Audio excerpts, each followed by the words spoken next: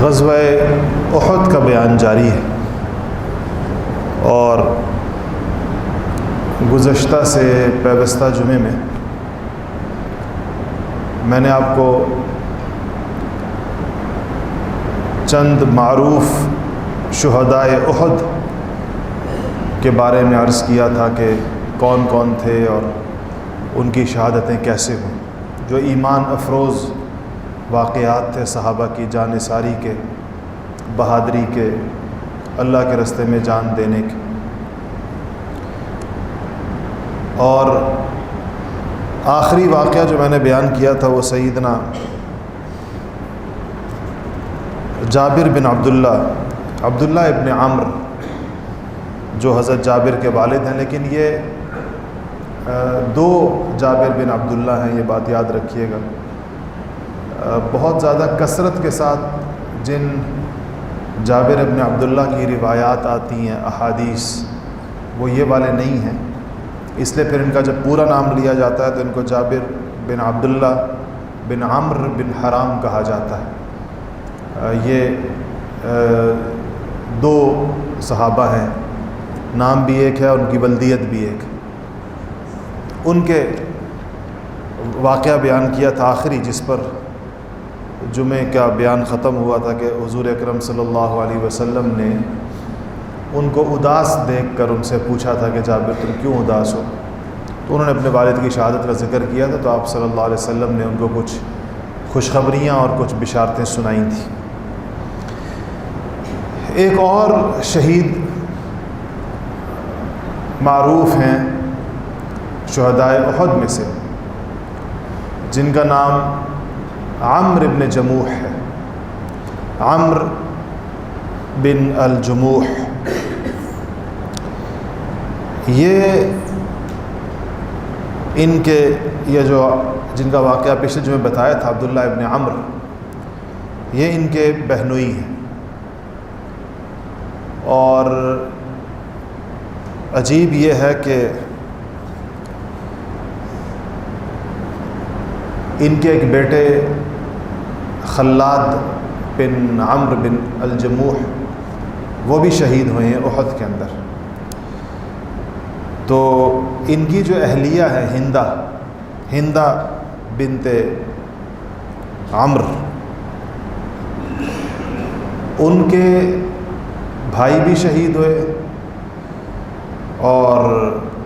شوہر بھی شہید ہوئے اور بیٹے بھی شہید ہوئے اسی غزوہ احد کے اندر۔ شوہر ان کے جو تھے وہ یہی حضرت عمرو بن الجموح تھے، اور بھائی جو تھے ان کے وہ عبداللہ، جن کا ذکر ہوا، عبداللہ بن عمرو تھے، اور بیٹے یہ خلاد ابن عبداللہ۔ تو ان کی یہ جو تھے یہ معذور تھے پاؤں سے، عربی میں اعرج کہتے ہیں اس کو، جو شخص پاؤں سے معذور ہو، لنگڑاتے تھے۔ اور ان کے 4 بیٹے تھے جو تمام غزوات میں جو اس وقت تک ہوئی تھیں، احد میں خاص طور پر، اس سے پہلے بدر ہوا تھا، ان کے 4 بیٹے ان غزوات کے اندر شریک رہے تھے۔ تو اب احد پر بھی ان کے بیٹے آ رہے تھے، تو انہوں نے اپنے بیٹوں سے کہا کہ میں بھی تمہارے ساتھ چلتا ہوں۔ تو ان کے بیٹوں نے کہا کہ آپ معذور ہیں، آپ کے پاؤں میں لنگ ہے، یعنی لنگڑا پن ہے۔ تو اور حضور اکرم صلی اللہ علیہ وسلم نے معذوروں کو رخصت دی ہوئی ہے، لیکن انہوں نے کہا کہ حضور اکرم صلی اللہ علیہ وسلم کے پاس گئے اور کہا کہ یا رسول اللہ، میں غزوہ میں جہاد میں جانا چاہتا ہوں، میرے بیٹے نہیں مانتے، میں یہ چاہتا ہوں کہ میں جنت کی سرزمین کو اپنے اسی لنگڑے پاؤں سے روندوں، جنت میں چلوں اپنے لنگڑے پاؤں کے ساتھ۔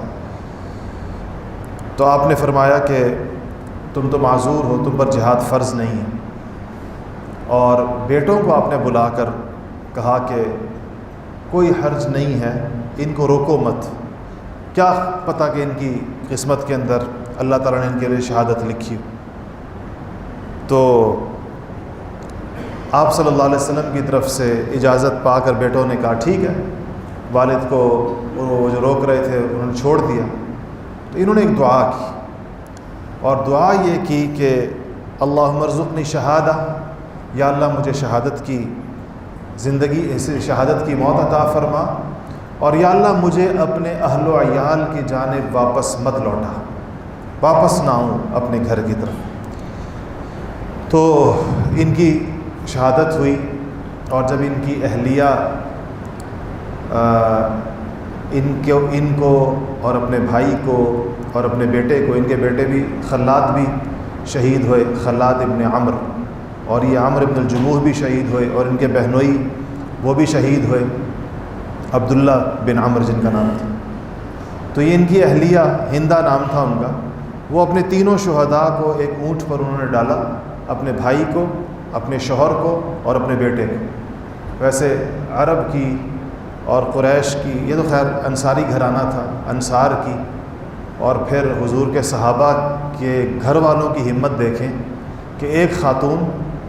اپنے شوہر کو بھی، بیٹے کو بھی، بھائی کو بھی، تینوں کو اونٹ پر لاد کر تینوں لاشیں اپنے ساتھ مدینہ لے جانے کی ہمت اور حوصلہ رکھتی ہے۔ تو جب وہ ان کو ڈال کر لے جانا چاہتی تھی تو اونٹ سفر آگے نہیں بڑھتا تھا اور آگے نہیں چلتا تھا۔ جب اس کا رخ جو ہے وہ مدینہ احد کی طرف کرتی تھی تو اونٹ چل پڑتا تھا، رخ مدینہ کی طرف کرتی تھی تو ان کا اونٹ نہیں چلتا تھا۔ تو وہ صحابیہ حضرت ہندہ رضی اللہ تعالی عنہ، یہ وہ ہندہ نہیں ہیں جو حضرت ابو سفیان رضی اللہ تعالیٰ عنہ کی اہلیہ ہیں، وہ تو ان کا نام، ان کو ہندہ بنت عتبہ کہتے ہیں، وہ عتبہ کی بیٹی تھیں۔ تو انہوں نے آ کر کہا کہ یا رسول اللہ، میں اپنے تینوں شہیدوں کو مدینہ لے کے جانا چاہتی ہوں دفن کرنے کے لیے، لیکن سواری نہیں چلتی اس طرف، احد کی طرف کروں تو وہ چل پڑتی ہے۔ تو حضور صلی اللہ علیہ وسلم نے پوچھا کہ عمر بن الجموح نے مدینہ سے چلتے ہوئے کیا کہا تھا جب وہ آ رہے تھے احد کے لیے؟ تو ان کی اہلیہ نے کہا، حضرت ہندہ نے، کیا رسول اللہ، انہوں نے کہا تھا، یہ دعا مانگی تھی کہ یا اللہ مجھے شہادت عطا فرما اور مجھے اپنے گھر والوں کی طرف واپس مت لوٹا۔ تو آپ صلی اللہ علیہ وسلم نے فرمایا کہ اسی وجہ سے اونٹ نہیں چلتا، اور یہ فرمایا کہ قسم ہے والذی نفسی بیدہ، حضور اکرم صلی اللہ علیہ وسلم جب کوئی سخت قسم کی قسم کھاتے تھے تو انہوں والذی نفسی بیدہ، قسم ہے اس ذات کی جس کے قبضے کے اندر میری جان ہے، کہ تم میں سے بعض لوگ ایسے ہیں، صحابہ سے کہا کہ اگر وہ اللہ جل شانہ کے اوپر کوئی قسم کھا بیٹھیں تو اللہ جل شانہ ان کی قسم کو ضرور پورا کرتے ہیں، اور عمر بن الجموح بھی انہی لوگوں میں سے تھے۔ تو انہوں نے کہا کہ اللہ مجھے واپس مت لوٹا،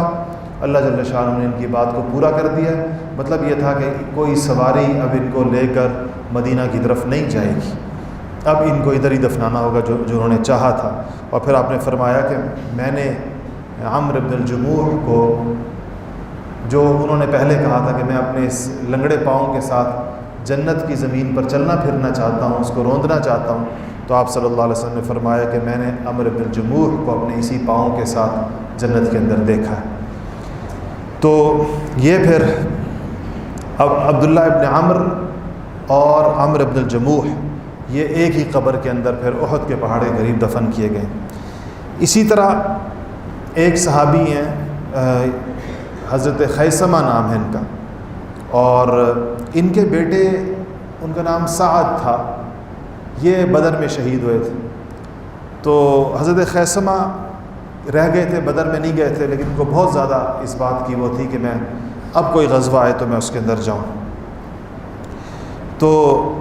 جب بدر کا موقع آیا تھا تو چونکہ یہ گھر میں دو بندے تھے تو انہوں نے آپس میں قرآن اندازی کی تھی، باپ اور بیٹے نے، کہ ایک بندہ گھر پہ رہے گا، ایک بندہ غزوہ میں جائے گا، جہاد پہ جائے گا۔ تو جو قرآن اندازی کی تو اس کے اندر بیٹے کا نام نکلا تھا بدر کے موقع، سعد نام تھا ان کے بیٹے کا۔ تو بیٹا چلا گیا، شہید ہو گیا۔ تو یہ کہتے ہیں کہ جب احد کا وقت آیا تو میں نے اپنے بیٹے کو خواب میں دیکھا، احد کی غزوہ سے پہلے، اور میں نے دیکھا کہ میرا بیٹا انتہائی خوبصورت ہو گیا، بہت ہی حسین و جمیل ہے، اور جنت کے باغوں کے اندر گھوم رہا ہے، پھر رہا ہے۔ اور اس کے نہروں کے اندر جنت کی وہ تفریح کر رہا ہے، اور مجھے دیکھ کر کہتا ہے کہ ابا آ جاؤ، دونوں مل کر جنت میں رہتے ہیں۔ تو اور یہ کہا کہ میرے پروردگار نے مجھ سے جو وعدہ کیا تھا وہ بہترین طریقے کے ساتھ پورا کر دیا، یعنی جنت کا وعدہ تھا شہداء کے لیے، وہ بہترین طریقے کے ساتھ پورا کیا، اور وہ وعدہ بالکل پکا اور سچا تھا اللہ تعالیٰ کا۔ تو اس پر انہوں نے کہا، حضور کے پاس آئی، یہ سارا خواب سنایا اور کہا کہ یا رسول اللہ میں اپنے بیٹے کے پاس جنت جانا چاہتا ہوں، جنت میں اس کی رفاقت چاہتا ہوں۔ تو بوڑھا بھی ہو گیا، ان کی عمر بہت زیادہ تھی، کہ ہڈیاں بھی میری کمزور ہو گئی ہیں، تو اب تمنا یہ ہے کہ شہادت کے رستے سے اللہ جل شانہ مجھے دنیا سے رخصت کرے۔ تو کہا کہ حضور سے کہا کہ اجازت بھی مانگی، اور کہا کہ یا رسول اللہ میرے لیے دعا کیجئے کہ اللہ تعالیٰ مجھے شہادت کی موت عطا فرما دے۔ حضور نے ان کے لیے دعا کر دی۔ تو اور اس کے بعد یہ گئے اور یہ احد کے اندر شہید ہوئے، اور انشاءاللہ اللہ رب العزت سے امید ہے کہ اپنے بیٹے کے ساتھ جا کر ملے ہوں گے جنت کے اندر۔ ایک اور شہید ہیں آخری میں، اس کے بعد پھر آگے اس کی طرف جاتا ہوں۔ ان کی خصوصیت اور کمال یہ ہے کہ ان کے دل میں عین احد کے دن، جس دن مارکا برپا ہوا، اس دن یہ مسلمان ہوئے۔ اوس کے واحد آدمی جو رہ گئے تھے، جو جب سارا اوس کے بیشتر قبائل مسلمان ہو رہے تھے، تو یہ نہیں ہوئے تھے۔ ان کا نام اسیرم ہے، حضرت سیدنا اسیرم رضی اللہ تعالیٰ عنہ۔ تو یہ لقب ہے ان کا، ویسے ان کا نام تو عمرو بن ثابت ہے، لیکن کہلاتے اسیرم تھے، بڑے جنگجو تھے۔ جب احد کا دن آیا تو عجیب بات یہ ہے کہ اسلام قبول نہیں کیا تھا۔ احد کے دن ان کے دل کے اندر اللہ جل شانہ نے اسلام کی وہ ڈال دی بات، بغیر کسی کے کہے، خود بخود، اور انہوں نے اسلام قبول کر کے اپنی تلوار اٹھائی اور میدان احد کے اندر پہنچ گئے۔ تو صحابہ کو ان کو دیکھ کے تعجب ہوا کہ تو مسلمان ہی نہیں تھے، یہ کیسے آ گئے؟ تو کسی نے ان سے پوچھا کہ اسیرم تلوار اٹھا کر آئے ہو، کیا قومی لڑائی سمجھ کر آئے ہو کہ باہر کے مکہ والوں نے مدینے پر حملہ کر دیا ہے تو چلو مدینہ کے سارے لوگوں کو لڑنا چاہیے چاہے وہ مسلمان ہو یا نہ ہو؟ کیا اس کو کوئی قومی لڑائی سمجھ کر آئے ہو؟ انہوں نے کہا نہیں، میں اسلام کی رغبت سے آیا ہوں اور اسلام لے کر آیا ہوں، اللہ اور اس کے رسول کے اوپر ایمان لایا ہوں، اور اب تلوار لے کر اللہ اور اس کے رسول کے ساتھ جنگ کرنے کے، اللہ کے اور اس کے رسول کے دشمنوں کے ساتھ جنگ کرنے کے لیے آیا ہوں۔ بس یہ کہا اور کود پڑے جنگ کے اندر، اور کود پڑے اور شہید ہو گئے۔ تو حضور اکرم صلی اللہ علیہ وسلم نے کہا کہ انہ لمن اہل الجنہ، آپ نے فرمایا کہ اسیرم جنت والوں میں سے۔ سیدنا ابو ہریرہ رضی اللہ تعالیٰ عنہ بطور پہیلی صحابہ سے پوچھا کرتے تھے کہ بتاؤ وہ کون سا شخص ہے جس سے نہ کوئی نماز پڑھی، نہ اس نے روزہ رکھا، نہ اس نے حج کیا، نہ اس نے زکوٰۃ دی، نہ اس نے کوئی اور نیکی کا کام کیا، اور وہ جنت کے اندر گیا۔ یہ سب کچھ کیے بغیر، اور اس کے جنت میں جانے کی شہادت رسول اللہ صلی اللہ علیہ وسلم نے خود دی۔ تو پھر یہ ایک پہیلی ہوتی تھی جو مدینہ میں پوچھی جاتی تھی، تو اس کے جواب جن کو آتا تھا تو وہ کہا کرتے تھے کہ حضرت اسیرم وہ صحابی تھے جو صبح ایمان لائے اور ظہر سے پہلے پہلے شہید ہو گئے۔ کوئی نماز آئی نہیں ان کے اوپر،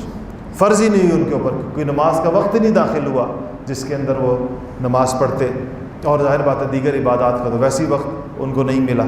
تو ایسے بھی خوش نصیب ہوتے ہیں کہ جن چند گھنٹوں کے ایمان پر جنت اللہ تعالیٰ عطا فرماتا ہے، چند گھنٹوں کے ایمان کے اوپر۔ اس کے بعد اس جنگ میں جو شہادتیں ہوئیں، 70 کے لگ بھگ مسلمان شہید ہوئے، صحابہ شہید ہوئے۔ ان شہادتوں کی خبر مکہ مکرمہ مدینہ منورہ پہنچی، تو اس موقع پر مدینہ سے عورتیں بےتاب ہو کر نکلیں اپنے اپنے گھر والوں کا پوچھنے کے لیے۔ ظاہر بات ہے اس زمانے میں ذرائع ابلاغ اس طرح تو نہیں تھے گھر بندے کو خبر مل جائے، تو عورتیں نکلی بےتاب ہو کر۔ اور وہ مشہور واقعہ جو آپ نے سنا ہوگا، فضائل اعمال میں بھی درج ہے، حضرت شیخ الحدیث مولانا زکریا صاحب رحمۃ اللہ علیہ نے صحابہ کے واقعات میں لکھا ہے کہ ایک خاتون جس کا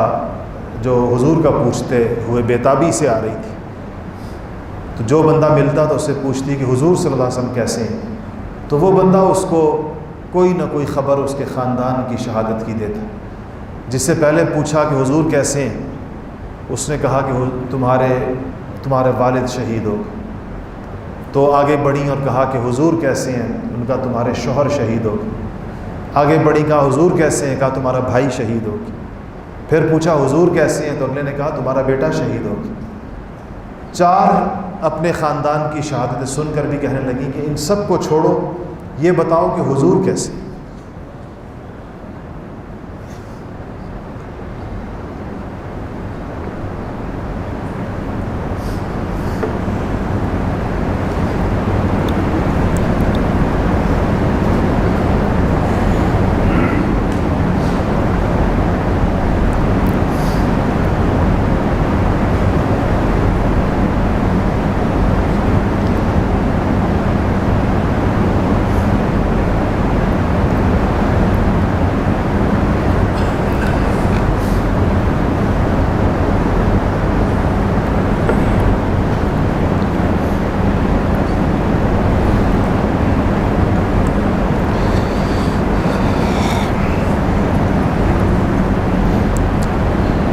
تو لوگوں نے ان سے کہا کہ حضور ٹھیک ہیں، خیریت سے، کہنے لگی کہ مجھے ایک دفعہ حضور کا چہرہ دکھا دیں کہ مجھے یقین آ جائے۔ تو کوئی ساتھ لے گیا اور حضور اکرم صلی اللہ علیہ وسلم احد کے دامن میں تشریف فرما تھے، روح انور پہ نگاہ ڈالی اور کہنے لگی کہ یا رسول اللہ، آپ کو عافیت سے دیکھنے کے بعد دنیا کی ہر مصیبت ہیچ ہے، اس کے بعد کوئی غم نہیں ہے اور کوئی مصیبت نہیں ہے کہ الحمدللہ آپ عافیت سے۔ یہ ان انصار کے گھرانوں کا، یہ انصاری خاتون تھی، یہ ان کے گھروں کے جذبے تھے، یہ ان کے حوصلے تھے، یہ ان کے ولولے تھے کہ اللہ جل شانہ نے نبی کریم صلی اللہ علیہ وسلم کی شکل میں جو نعمت ان کو عطا کی تھی، اس کی جو قدر ان کے دلوں میں تھی۔ اس سے آپ اندازہ لگائیں کہ جب یعنی خواتین کو تو آپ صلی اللہ علیہ وسلم کی مبارک صحبت میں بیٹھنے کا، ساتھ رہنے کا، سفر میں رہنے کا کوئی موقع نہیں ملتا تھا۔ یہ مواقع تو مردوں کو ملتے تھے۔ یہ خواتین تو مردوں سے واقعات سنتی تھی نبی کریم صلی اللہ علیہ وسلم کے۔ تو جب خواتین کا یہ جذبہ جو کہ طبعاً کمزور ہوتی ہیں، آپ سب لوگ جانتے ہیں کہ کسی خاتون کے لیے یہ خبر کہ اس کا باپ، اس کا شوہر، اس کا بیٹا، اس کا بھائی سارے شہید ہو گئے تو ایک عورت کا دل تو پھٹ جائے، جو ان کے اللہ تعالیٰ نے ان کی طبیعت میں نرمی رکھی ہے، لیکن اس کے باوجود ان کو اس بات کا وہ ہو کہ نبی کریم صلی اللہ علیہ وسلم کیسے ہیں۔ تو یہ احد کے باوجود اس کے کہ اس احد میں مسلمانوں کو بہت نقصان ہوا، لیکن صحابہ کی ایمانی کیفیات، صحابیات کی ایمانی کیفیات میں کوئی ذرہ برابر فرق نہیں آیا۔ کسی قسم کی مایوسی، کسی قسم کی بے دلی، کسی قسم کی بزدلی اور کسی قسم کا کوئی بھی منفی جذبہ اللہ جل شانہ نے اس میں نہیں، اس جماعت کے اندر نہیں پیدا کیا۔ اس غزوہ احد میں خواتین نے بھی شرکت کی، اور صحیح بخاری کی روایت ہے، حضرت انس رضی اللہ تعالیٰ عنہ سے روایت ہے کہ میں نے احد کے دن دیکھا کہ سیدہ عائشہ رضی اللہ تعالیٰ عنہ اور حضرت ام سلیم رضی اللہ تعالیٰ عنہ یہ اپنے پائنچے چڑھائے ہوئے ہیں اور پانی کی مشک بھر بھر کر لاتے ہیں اور لوگوں کو اور زخمیوں کو، مختلف لوگوں کو پانی پلاتے ہیں۔ اسی طرح حضرت عمر سے روایت ہے کہ ابو سعید الخدری رضی اللہ تعالیٰ عنہ، یہ بھی بخاری شریف کی روایت ہے کہ حضرت ابو سعید الخدری کی والدہ ام سلیت رضی اللہ تعالیٰ عنہ وہ بھی احد کے دن ہمارے لیے پانی بھر کے لاتی تھی۔ تو مرہم پٹی بھی کرتی تھی خواتین زخمیوں کی۔ اس پہ بہت سے سیرت نگاروں کا یہ خیال ہے، محدثین کا، کہ خواتین نے شرکت تو کی ہے احد میں مگر لڑائی میں حصہ نہیں لیا۔ لڑائی کو قتال کہتے ہیں، قتال لڑائی کو کہتے ہیں۔ تو کیونکہ آپ صلی اللہ علیہ وسلم نے باقاعدہ خواتین کو قتال سے ان کو رخصت عطا فرمائی ہے۔ ایک دفعہ سنن نسائی کی روایت ہے کہ نبی کریم صلی اللہ علیہ وسلم سے پوچھا گیا کہ یا رسول اللہ، کیا عورتوں کے اوپر بھی جہاد فرض ہوتا ہے؟ تو آپ صلی اللہ علیہ وسلم نے فرمایا کہ ہاں، عورتوں کا جہاد ہے، مگر وہ بغیر لڑائی والا ہے، قتال کے بغیر ہے، اور وہ حج اور عمرہ ہے۔ کہ عورتیں اگر حج اور عمرہ جو کرتی ہیں تو اللہ جل شانہ ان کو گویا کہ جہاد کا ثواب عطا فرماتے ہیں۔ تو اس سے تو وہ ہے کہ ان پر فرض تو نہیں ہے، لیکن اس احد کے موقع پر ایک صحابیہ کے بارے میں ضرور آتا ہے، کیونکہ انہوں نے خود روایت کی ہے کہ میں نے دیکھا کہ رسول اللہ صلی اللہ علیہ وسلم پر ایک مشرک حملہ آور ہو گیا، تو میں نے تلوار اٹھا کر اس کے اوپر ایک زوردار وار کیا، مگر کہتی ہیں کہ مگر اس اللہ کے دشمن نے 2 زرہیں پہنی ہوئی تھی، ایک زرہ لوہے کی اور اس کے اوپر ایک دوسری زرہ پہنی ہوئی تھی، تو کہتے ہیں اسے 2 زرہیں پہنی ہوئی تھی، اس لیے ام عمارہ کہتی ہیں کہ میرا وار اس کے اوپر خطا گیا، میں اس کو مار نہیں سکی۔ تو اس سے پتہ چلتا ہے کہ صرف حضرت ام عمارہ رضی اللہ تعالی عنہا جو تھیں، انہوں نے قتال کے اندر بھی شرکت کی احد کے اندر۔ باقی جتنی خواتین کی شرکت کا ذکر آتا ہے تو وہ یہ ہے کہ وہ پانی پلانے کے لیے، زخمیوں کی مرہم پٹی کرنے کے لیے، اس طریقے کے ساتھ وہ عام طور پر شرکت۔ اسی طرح عورتوں کو بھی جو دشمن کی طرف سے عورتیں آتی تھیں میدان میں، تو آپ صلی اللہ علیہ وسلم کی صحابہ کو تاکید یہی تھی کہ ان عورتوں کو قتل نہ کیا جائے۔ اور حضرت ہندہ بنت عتبہ جو حضرت ابو سفیان رضی اللہ تعالیٰ عنہ کی اہلیہ تھی، تو حضرت ہندہ رضی اللہ تعالیٰ عنہ اس وقت تک مسلمان نہیں ہوئی تھی، اور وہ بالکل احد کے اندر مشرکوں کی طرف سے زوردار طریقے کے ساتھ ان کے حوصلے بلند کر رہی تھیں اور اشعار پڑھ رہی تھیں اور ان کو لڑائی پر ابھار رہی تھیں۔ تو ایک صحابی فرماتے ہیں کہ وہ بالکل میری تلوار کی ایسی زد پر تھی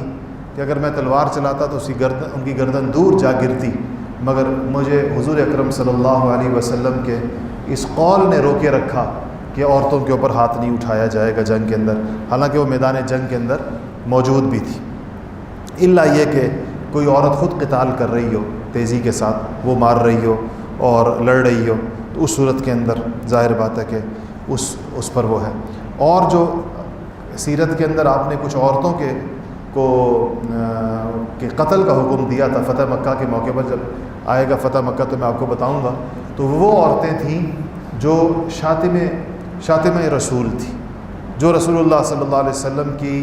ہجوں میں آپ کی نعوذ باللہ ثم نعوذ باللہ مذمت میں اشعار کہا کرتی تھی۔ اس قسم کی کچھ عورتوں کو فتح مکہ کے موقع کے اوپر آپ نے ان کے قتل کے احکامات صادر فرمائے تھے۔ شہدائے احد میں نے عرض کیا کہ 70 کے لگ بھگ لوگ تھے، اور بے سر و سامانی کا یہ عالم تھا کہ کفن نہیں تھے پورے۔ تو سیدنا مصعب ابن عمیر رضی اللہ تعالی عنہ، جن کو مکے کا شہزادہ کہا جاتا تھا، مکہ کے اندر سب سے قیمتی لباس پہننے والے، بڑے ناز و نعمت کے اندر پلنے والے، اور اپنے والدین کے انتہائی آنکھوں کے تارے، کہتے ہیں کہ مکہ میں کے نوجوان پہننے اوڑھنے کے اندر مصعب ابن عمیر کی پیروی کرتے تھے، جس طرح آج کل جس کو آپ کو فیشن کہتے ہیں نا، تو وہ فیشن کے ٹرینڈز وہ سیٹ کرتے تھے۔ وہ اللہ تعالیٰ نے ان کو بڑی آزمائشوں سے گزرے اسلام لانے کے بعد، ان کو وہ احد میں شہید ہوئے،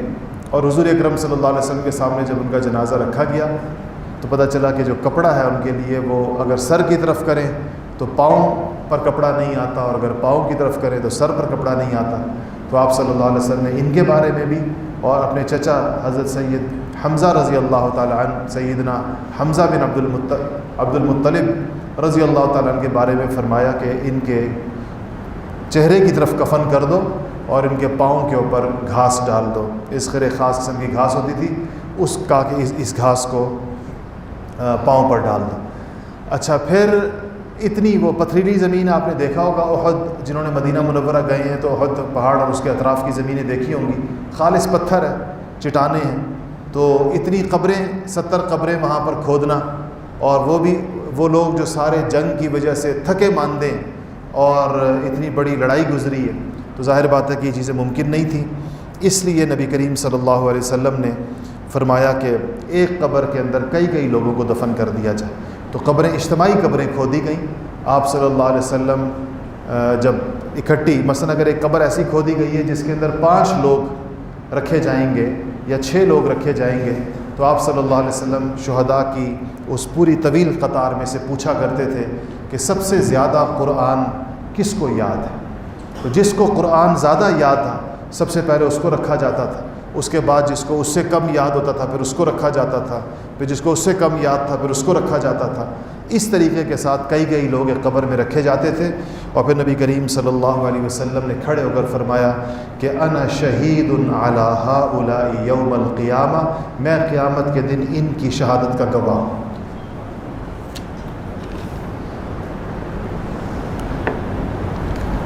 یعنی کہ میں گواہی دوں گا کہ یہ لوگ یا اللہ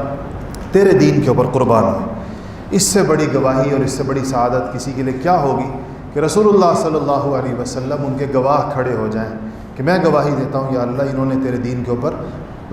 جان قربان کی۔ اللہ جل شانہ کو تو ہر چیز کا علم ہوتا ہے، اللہ پاک کو تو کسی گواہی کی ضرورت نہیں ہوتی۔ گواہی تو اس بندے کو چاہیے ہوتی ہے جس کو واقعے کا پتہ نہ ہو، جس طرح ہمارے ہاں ہوتا ہے کہ جج کو یا قاضی کو گواہی اس لیے چاہیے کہ قاضی خود موقع پر موجود نہیں ہوتا۔ اللہ جل شانہ تو کائنات کے سارے معاملات کو دیکھ رہے ہیں۔ یہ ان کا اعزاز ہے، یہ ان کا اکرام ہے، یہ ان کی عزت افزائی ہے کہ رسول اللہ صلی اللہ علیہ وسلم اللہ تعالیٰ کے سامنے کھڑے ہو کر ان کی شہادت کی جو ہے وہ گواہی عطا فرمائیں۔ کچھ لوگوں نے یہ چاہا کہ اپنے شہیدوں کو مدینہ منورہ لے جا کر دفن کریں، رسول اللہ صلی اللہ علیہ وسلم نے منع فرمایا، اور آپ نے کہا کہ جو جہاں شہید ہوا ہے اس کو وہیں دفن کر دو۔ اس لیے سارے شہداء احد آج بھی آپ کو احد پہاڑ کے دامن کے اندر نظر آتے ہیں، اور آپ صلی اللہ علیہ وسلم نے خاص طور پر یہ فرمایا ہے کہ جو شخص مدینہ آئے تو وہ احد بھی جائے اور شہداء احد کی قبروں کے اوپر جائے، مطلب وہاں جا کر ان کے لیے دعا کرے، دعائے مغفرت کرے۔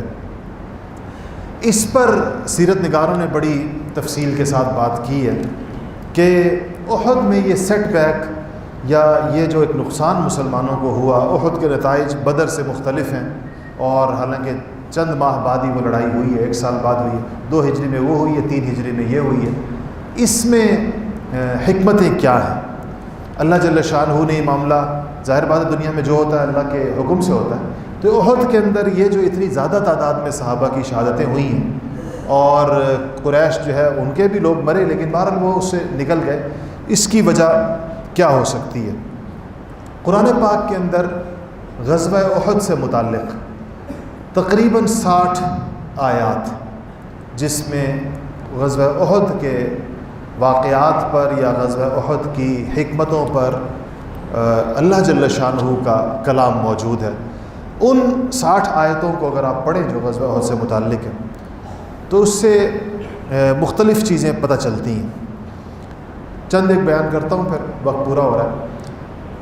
ایک تو اس سے یہ پتہ چلتی ہے کہ یہ اللہ جل شانہ کا طریقہ ہے، وَلِيَعْلَمَ اللَّهُ الَّذِينَ آمَنُوا مِنْكُمْ وَيَتَّخِذَ مِنْكُمْ شُهَدَاءَ، یا یہ کہ وَلِيَعْلَمَ اللَّهُ الْخَبِيثَ مِنَ الطَّيِّبِ وَلِيُمَيِّزَ اللَّهُ الْخَبِيثَ مِنَ الطَّيِّبِ۔ اللہ جل شانہ کی یہ سنت ہے کہ اللہ جل شانہ آزمائشیں ڈال کر کھرے اور کھوٹے کو الگ الگ کرتے، سچے اور جھوٹے کو الگ الگ کرتے۔ تو یہ آزمائش بھی اسی صحابہ کرام رضوان اللہ تعالی علیہ مجمعین کی تربیت کا حصہ تھی کہ ان سخت حالات کے اندر جو لوگ جم جائیں گے اور جمے رہیں گے وہ مستقبل میں نبی کریم صلی اللہ علیہ وسلم کے صحیح معنوں میں جانشین ثابت ہوں گے۔ اسی طرح اس جنگ سے پہلے جو آپس کے اندر ایک اختلاف واقع ہوا، آپ صلی اللہ علیہ وسلم کی خواہش تھی مدینہ منورہ کے اندر رہ کر جنگ کرنے کی، نوجوانوں کی خواہش تھی مدینہ سے باہر جا کر جنگ کرنے کی، اور آپ نے اپنی خواہش کے خلاف آپ نے جو ہے باہر جانے کا فیصلہ فرمایا۔ یہ ساری چیزیں بھی اس کو قرآن نے کہا ہے کہ کچھ تم لوگوں نے اختلاف رائے کیا، اور دوسرا جو بھگدڑ مچی اس موقع کے اوپر کچھ لوگ جو تتر بتر ہوئے، حالانکہ مسلمانوں کو یہ اس بات کا اللہ تعالیٰ کی طرف سے حکم ہے کہ اپنی صفوں کو انتہائی مضبوط رکھیں اور اپنے اندر کسی قسم کی سراسیمگی نہ پھیلنے دیں. تو وہ چونکہ حضرت خالد بن ولید کے حملے کے نتیجے میں جو انہوں نے پیچھے سے آ کر کیا تھا تو ایک خاص قسم کی بھگدڑ بھی مچی اور جو جس طرف اس کا رخ ہوا اس نے اس سائڈ پر گیا. تو یہ وجوہات بھی تھیں کہ جس کی وجہ سے اس کی یوں کہہ لیں کہ آئندہ کے لیے اس چیزوں سے روکنے کے لیے ضروری تھا کہ اس سے کوئی نتیجہ احد کے اندر برآمد ہوتا. صحابہ کی شدت کے ساتھ خواہش تھی تیسری وجہ کہ وہ بدر میں کہ شہدائے بدر کے فضائل اور شہدائے بدر کی نبی کریم صلی اللہ علیہ وسلم کی زبانی سعادتوں کا سن کر کثرت کے ساتھ ان پر یہ جذبہ طاری تھا, شدت کے ساتھ یہ جذبہ طاری تھا کہ ہمیں شہادت ملے, اور اس کا اظہار انہوں نے خوب کیا. تو اللہ جل شانہ بھی کہتے ہیں کہ اللہ تعالیٰ تو چاہتا ہے کہ وَلِيَعْلَمَ اللَّهُ الَّذِينَ آمَنُوا مِنْكُمْ آمَنُوا وَيَتَّخِذَ مِنْكُمْ شہداء, کہ اللہ تعالیٰ چاہتا ہے کہ تم میں سے ایمان والوں کو معلوم کرے اور تم میں سے کچھ لوگوں کو اللہ شہادت کے درجے کے اوپر فائز کرے. تو یہ بھی ایک وجہ تھی. اسی طرح اللہ کی ایک اور سنت ہے کہ جب اللہ کے پیاروں کی, اللہ کے ولیوں کی, اللہ تعالیٰ کو جو لوگ مقرب ہوتے ہیں, اہل ایمان ہوتے ہیں, جب ان کا خون بہتا ہے, ان کی خون ریزی ہوتی ہے, ان کی گردنیں کٹتی ہیں, تو اللہ کی غیرت جوش کے اندر آتی ہے. اور جب اللہ جل شانہ کی غیرت جوش میں آتی ہے تو وہ کافروں کے لیے اور مشرکوں کے لیے سخت ترین مشکلات کا باعث بنتی ہے. تو یہ چیز اللہ تعالیٰ کی اس غیرت کو جوش میں لانے والی بھی تھی. اس کے بعد یہ بھی صحابہ کی تربیت تھی کہ وَتِلْكَ الْأَيَّامُ نُدَاوِلُهَا بَيْنَ النَّاسِ, کہ اللہ تعالیٰ دنوں کو پھیرتے ہیں, اچھے دن بھی آتے ہیں, برے دن بھی آتے ہیں. إِنَّ مَعَ الْعُسْرِ يُسْرًا, عسر بھی آتا ہے, یسر بھی آتا ہے. اللہ جل شانہ صحابہ کو دونوں قسم کے ذائقے چکھانا چاہتے تھے. تو بدر کے اندر ایک اور معاملہ کیا, صحابہ نے اس کو دیکھا, یوم الفرقان میں, احد میں دوسرا معاملہ کیا, اور یہ صحابہ کی تربیت کا یہ بھی حصہ تھا. اسی طرح اگر اللہ تعالیٰ کے دوستوں کو آزمائشیں نہ آئیں, پریشانیاں نہ آئیں, شکست نہ آئے, تو بسا اوقات انسان کا نفس یہ سمجھنے لگ جاتا ہے کہ ہم ہر حال میں اللہ جل شانہ کی نصرت کے اور اللہ تعالیٰ کی مدد کے مستحق ہیں. جیسے کہ یہود کو یہ غلط فہمی ہو گئی تھی اور وہ کہتے تھے کہ نحن ابناء اللہ و احباؤہ, ہم تو اللہ کے لیے اس کے بیٹوں کی طرح عزیز ہیں اور ہم اللہ کو اتنے محبوب ہیں, کیونکہ پے در پے نبیوں کا سلسلہ دیکھا بنی اسرائیل نے کہ نبی بھی ہمارے اندر آ رہے ہیں اور بادشاہ بھی ہمارے اندر آ رہے ہیں. اللہ تعالیٰ نے ان کو اس نعمت کا احساس بھی دلایا کہ تم لوگوں پر میری نعمتیں ایسی تھی کہ دنیاوی بڑائی یعنی بادشاہت وہ بھی تمہارے اندر تھی, اور دینی بڑائی یعنی نبوت وہ بھی تمہارے اندر تھی, کہ ملوک اور انبیاء دونوں ہم نے تمہارے اندر جاری کیے. لیکن مسلسل نبیوں کے سلسلے کو دیکھ کر صدیوں تک اور مسلسل دنیاوی بادشاہتوں کو دیکھ کر بنی اسرائیل اس کو اپنا استحقاق سمجھنے لگ گئے تھے. وہ سمجھتے تھے کہ ہم پیدائش کے اعتبار سے, خون کے اعتبار سے ہماری بلڈ لائن اتنی مبارک ہے کہ ہمیں دنیا کی تمام سعادتیں ہر وقت ہماری جھولی کے اندر ہوں گی. اللہ پاک نے حضرات صحابہ رضوان اللہ تعالیٰ علیہم اجمعین کو اس غلط فہمی کا شکار نہیں ہونے دی, اور اس قسم کی آزمائشوں کے ذریعے سے حضرات صحابہ کا ہر وقت دل جو ہے وہ اللہ کی طرف لگا رہتا تھا کہ اللہ تعالیٰ بے نیاز, اللہ الصمد. یہ اللہ تعالیٰ کی شان بے نیازی کی کے مظاہرے ہیں. صمد کہتے ہی اس کو جس میں اتنی بے نیازی, یعنی اللہ جل شانہ اس بات کا محتاج نہیں ہے کہ وہ حزب اللہ کو ہر وقت ہی غالب کرے. ٹھیک ہے, اللہ پاک نے فرمایا کہ حزب اللہ غالب ہو گیا آخری فائنل راؤنڈ کے اندر, لیکن فائنل راؤنڈ سے پہلے اللہ جل شانہ دونوں قسم کے حالات کو مسلمانوں کے اوپر لا سکتے ہیں. یہ ان کی تربیت کا, یہ ان کے تعلیم کا, یہ ان کے توکل کا, یہ ان کے اللہ جل شانہ کے اوپر اعتماد کا, اور یہ ان کو کہ اپنے نفس سے اور نفسانی کیفیت سے ڈرنے کے لیے یہ ساری کی ساری چیزیں ضروری تھیں. اس کے اوپر احد کا غزوہ احد کے مباحث جو ہیں وہ مکمل ہوئے. انشاءاللہ اس سے آگے اگلے جمعے کی زندگی رہی تو وآخر دعوانا الحمدللہ رب العالمین.